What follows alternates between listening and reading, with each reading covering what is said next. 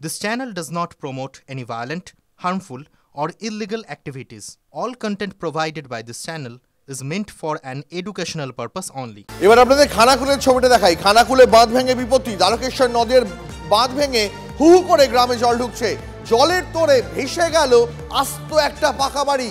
দেখুন সেই ছবি। UEM Jaipur is a perfect target for prospective students aspiring for good jobs, good education with future-ready skills. Dwarakeswar নদের বাঁধ ভেঙে গ্রামে হু হু করে জল ঢুকছে। জলের তোড়ে আস্ত একটা পাকা বাড়ি ভেসে গেল। দেখতে পাচ্ছেন খানাকুলের ছবিটা। আমার সহকর্মী তন্ময় রয়েছেন আমার সঙ্গে এই মুহূর্তে। তন্ময় বৈরাগী। তন্ময়, খানাকুলের যে ছবি দেখছি তা রীতিমতো আতঙ্কের সৃষ্টি করছে। এখনো পর্যন্ত ওয়েদার একটু ভালো হওয়ার বা পরিস্থিতির খানিকটা উন্নতির কোনো আশা কি দেখতে পাওয়া যাচ্ছে? দেখো দীপ, তোমাকে প্রথমেই বলে রাখি, খানাকুলে বন্যা পরিস্থিতির কোনো উন্নতি হয়নি। গতকাল রাত পর্যন্ত জল বেড়েছে, কিন্তু জল কমার কোনো লক্ষণ নেই। ইতিমধ্যেই খানাকুলে বেশ কয়েকটি মাটির বাড়ি তলিয়ে গিয়েছে, তার সঙ্গে সঙ্গে বেশ কয়েকটি পাকার বাড়ি ভেসে গিয়েছে।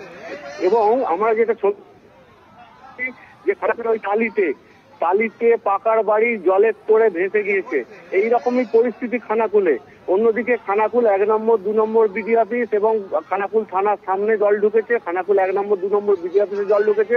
বিভিন্ন সরকারি অফিসে জল ঢুকে গিয়েছে ইতিমধ্যেই।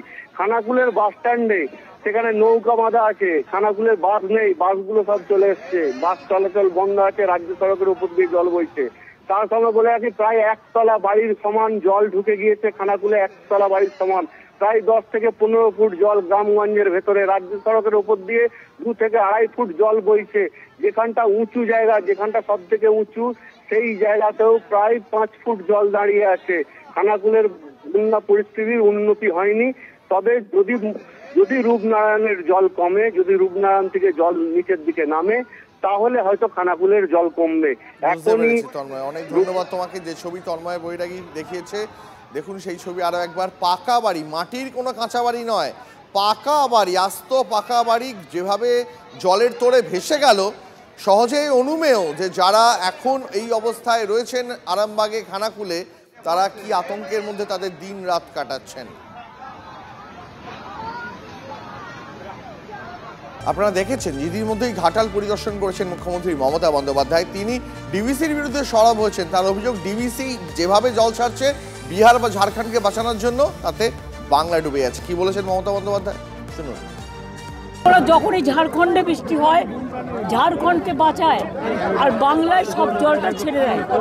আর এবারে আমরা পরশুদিন হাত জোর করে রিকোয়েস্ট করেছি যে আমাদের এখানে বৃষ্টি হচ্ছে, এখন পাট ছাড়বেন না, অল্প অল্প করে ছাড়ুন। কিন্তু প্রায় 3.5 লক্ষ কিউসেক ওপর জল, এত জল 2009-এর ফলে আর ছাড়া হয়নি।